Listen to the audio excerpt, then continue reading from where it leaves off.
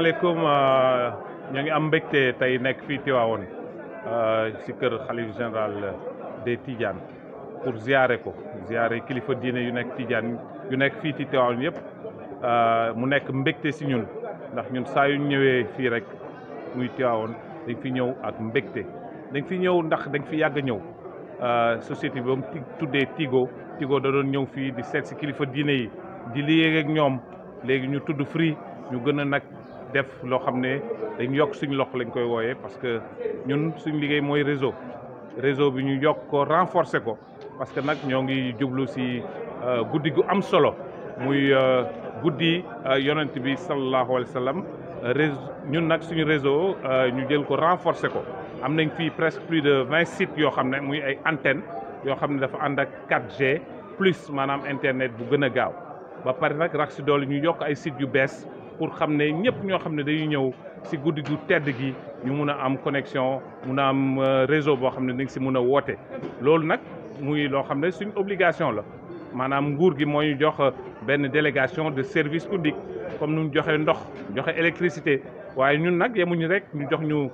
délégation boobu ñu yem si suñu liggéey dañuy def le tout pour xam ne dinañ mun a méngoo ak kilifa diine yi lépp loo xam ne mooy seen attente si bés bi ak guddi gii di ñëw loolu daal moo doon suñu tànk tey ñu ñëw nag ziare kilifa diine yu nekk fii yëpp waxtaan ak ñoom wax leen lépp loo xam ne ñun Free def nañ ko fii ci Tivaouane ñu ànd nag ak délégation bu mag muy délégation boo xam ne suñu corps de métier yu ñu am yëpp si Free ñëw nañ ànd ak ñun tey fii ci Tivaouane ñu ngi leen di gërëm nag di leen sant parce que comité d'organisation bi ni ñu accueillir vraiment am na solo lool wan nañ aussi fan lañ féetoo donc daal ñu am mbégte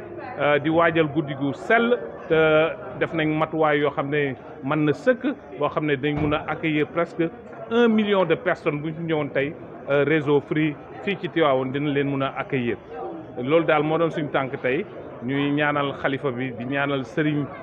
ak kilifa diine yu fi nekk yëpp yàlla may leen wér yàggal leen fi ñu ànd ñun rek chaque année ñu leen di accompagner ba xam ne waa Sénégal fépp fu ñu mun ti jógee àdduna bi fépp fu ñu jógee ñëw fii ci Tivaouane mun a fekk réseau boo xam ne day nekk réseau de qualité.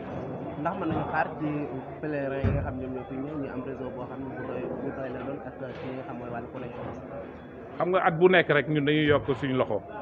mun naa ne entre daaw ak ren def nañ presque plus de 21% yoo xam ne ñu ngi koy wooyee upgrade maanaam dañu yokk réseau bi en terme de puissance ba pare en terme nombre d'abonnés yoo xam ne mun nañ leen recevoir fii aussi dañ ko yokk mais ñëpp xam nañ ne léegi usage maanaam utilisation bu gën a ngand internet la moo tax dañ renforcer suñu réseau internet ba nga xam ne képp koo xam ne ñëw nga fii ci Tivaouane di nga mun a utiliser 4G parce que ñëpp am léegi téléphone ay smartphone lañ yor dañuy bëgg di partager aussi guddi gi muy guddi gu sell muy guddi goo xam ne moo gën presque ci guddi yëpp dañ koy bëgg di ko partager ak seeni mbokk fépp ci àdduna bi nag moo tax ñu def fi benn réseau boo xam ne day nekk réseau de qualité te duñ yem foofu dañu am ay équipe yoo xam ne dañ nekk biir Dakar ñoo xam ne dañ nekk Thiès ñoo xam ne dañ nekk fii ci Tivaouane ñoo xam ne ñooy superviser réseau bi xam ne lépp loo xam ne mun na fi am rek ñoom dañ mun a intervenir en temps réel loolu nag suñu warugar la moo tax ñu koy def at mu nekk di ko def saa su ne pour xam ne mun a soulager population bi xam ne ndaje bu mel nii bu amee nañ jël suñu matuwaay yëpp ba mat sëkk. Bonjour à tous, nous on est très ravis d'être ici dans la résidence du khalife général des Tidianes, pour lui rendre hommage parce qu'on s'apprête à célébrer une nuit historique qui est une nuit qui consacre la naissance du prophète Mohammed sallallahu alayhi wa sallam.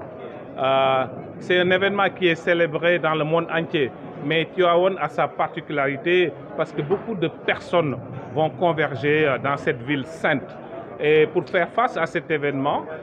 Free a mobilisé des moyens logistiques, techniques, des moyens humains pour pouvoir accueillir les millions de personnes qui seront ici à Tivaouane. On a upgradé notre réseau, on l'a rendu encore plus performant avec pratiquement 20 sites qui sont opérationnels et l'ensemble de ces sites sont des sites en 4G+, pouvant accueillir plus de presque 1 million de personnes ici à Tivaouane. Donc ça c'est une augmentation de plus de 21% de la capacité du réseau en l'espace d'1 an. Et donc on est venu ici en forte délégation composée de directions techniques, commerciales, communication, justement pour pouvoir rassurer les autorités religieuses des dispositions que nous avons prises pour cet événement majeur dans la vie des Sénégalais, mais également dans la vie de tous les musulmans. Donc c'est un événement particulier et on est très fiers de l'accueil qu'on nous a réservé ici à Tivaouane. Et donc toutes les équipes sont mobilisées justement pour pouvoir participer à cet événement majeur qui arrive. En même temps, on vient également pour apporter notre modeste contribution à cet événement parce qu'on sait que les autorités religieuses reçoivent énormément de personnes. Et donc il faut aussi, Free, en tant qu'acteur social, qu'on puisse contribuer également à soulager les autorités par rapport à cet afflux de personnes qui viendra de partout. Donc voilà en fait la raison de notre venue ici à Tivaouane, qui est avant tout aussi un élan de patriotisme que nous montrons chaque jour à travers toutes les actions que nous posons au quotidien. Est-ce qu'on peut attendre de bonnes qualités de réseau? Bien sûr, la qualité du réseau fait partie de notre ADN. En fait, Free est connu d'abord pour la qualité de son réseau. Avant même de changer la marque, avant on s'appelait Tigo, avant même de changer la marque en Free, qu'est-ce qu'on a fait? On a modernisé, on a transformé, on a étendu notre réseau. On a plus de 1300 sites et sur ces 1300 sites, les 1200 sont déjà en 4G et 90% en 4G+. Ça veut dire que pratiquement tout notre réseau est aujourd'hui en haut débit. Et notre réseau est également même prêt à accueillir des technologies futures comme la 5G. Donc notre réseau est prêt et surtout quand il y a des affluences qui sont attendues, on met encore des dispositifs supplémentaires pour pouvoir accueillir sur le bon réseau l'ensemble des personnes. C'est ce que nous faisons ici, c'est ce que nous avons l'habitude de faire à chaque fois qu'il y a des rassemblements populaires qui sont prévus. Donc notre réseau est un réseau de qualité, moderne, performant et on l'améliore de jour en jour.